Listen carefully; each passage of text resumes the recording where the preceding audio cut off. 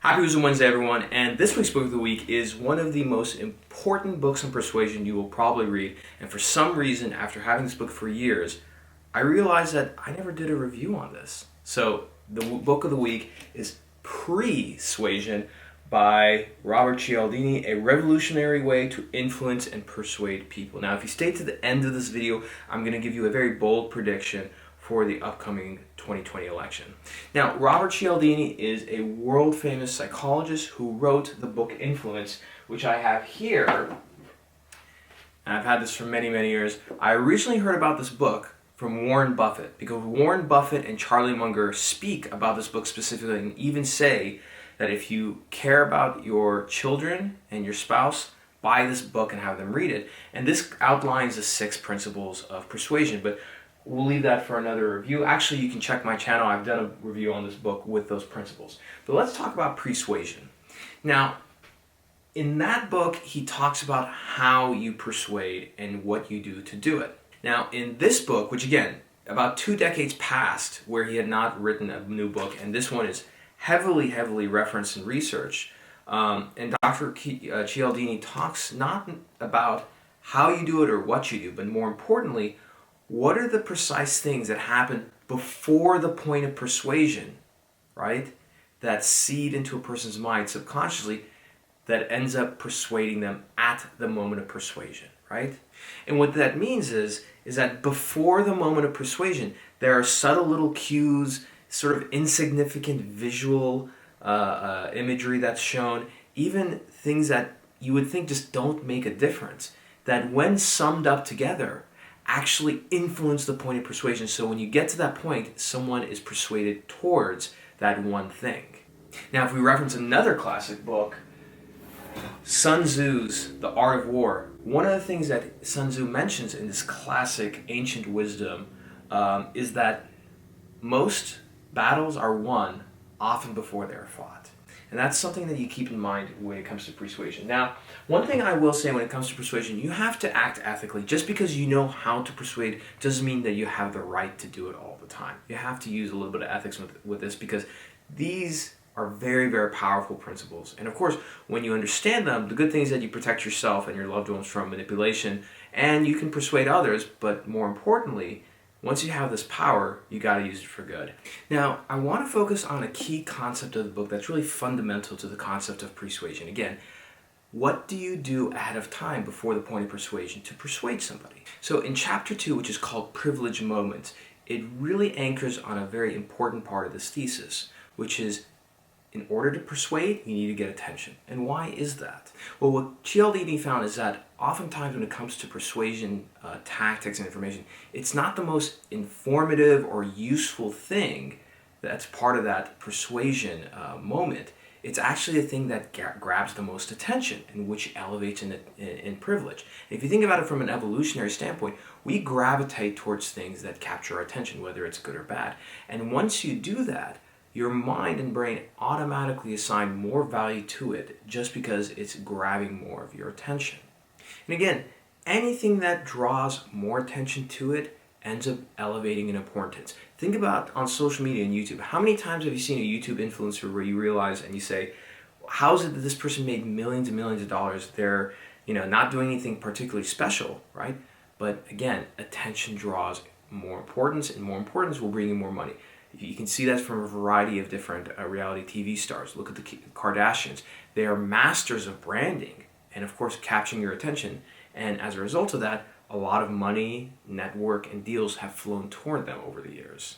So, as I mentioned, this book is heavily researched. And so, of course, Cialdini looks to other great minds in the field to validate and to test his ideas. So, Daniel Kahneman, who wrote the very famous Thinking Fast and Slow, he won a Nobel Peace Prize for his work in economics, was once asked at a conference, what's one specific theory or one specific area that if everyone understood, they would understand their world much better? And I'm going to go to that chapter and tell you exactly what Kahneman said. What Kahneman said, and he essentially distilled down this 500-word essay of his called On the Focusing Illusion, and he said this: nothing in life is as important as you think it is while you are thinking about it.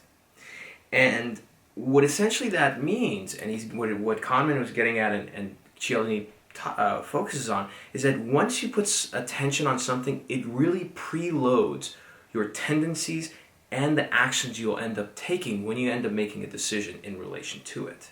Now, think about the press and the media. Now, a lot of times maybe they're not as effective as, trying to tell you what to think, but they are very, very effective at telling you what to think about, right? And especially with social media, they're really good at telling you what to think about. Now, a great example of persuasion is this really interesting experiment that was conducted, where there was a wine store.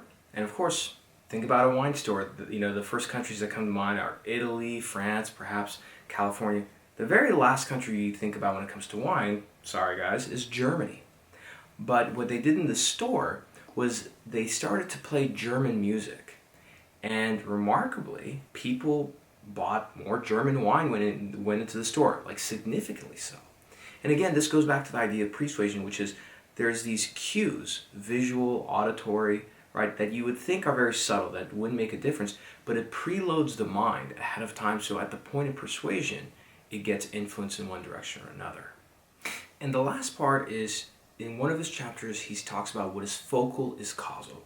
So if we give undue attention to something, it automatically, unrelated to what it is, elevates an importance in our mind. And once that importance goes up, we start to put so much focus on it that we believe that it is a cause or it is an answer. Right? And a lot of this does not make sense until you really think it through. Because again, everything in the world makes sense. The only time it doesn't is because we have the wrong mental frame and mental model to fit it. Now, that leads me to my big prediction. So let me grab my phone just to highlight the date. So as you can see here, October 27th. So we're less than a week away from the election. And regardless of what you think, let's talk about the principles of this book. Who of the two candidates has commanded the most attention?